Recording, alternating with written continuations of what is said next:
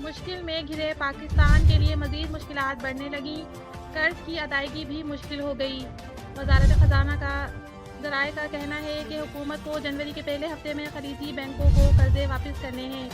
یہ قرضے 1 سال کی مدت کے لیے لیے گئے تھے۔ جنوری کے پہلے ہفتے میں دبئی میں قائم 2 کمرشل بینکوں کو ادائیگی کی جائے گی۔ $600 ملین اور $415 ملین کی 2 الگ الگ ادائیگیاں کی جانی ہیں۔ پاکستان کے زر مبادلہ کے ذخائر پہلے ہی انتہائی کم سطح پر پہنچ چکے ہیں، جو کہ ادائیگی کی صورت میں زر مبادلہ ذخائر کے لیے ایک بڑا دھچکا ہوگا۔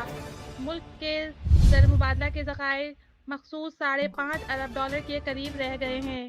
بین الاقوامی مالتی فنڈ کی جانب سے 26 اکتوبر کو طے شدہ مشین کے دورے کی تحقیق نہ کیے جانے کے بعد پاکستان کی معاشی مشکلات میں مزید اضافہ ہوگا۔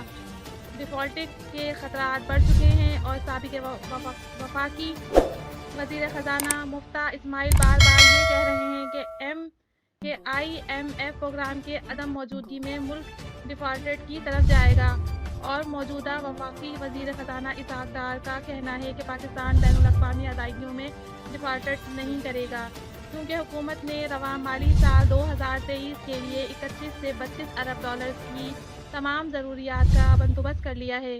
دوسری جانب زر مبادلہ کا بحران بھی بدستور شدت اختیار کرتا جا رہا ہے۔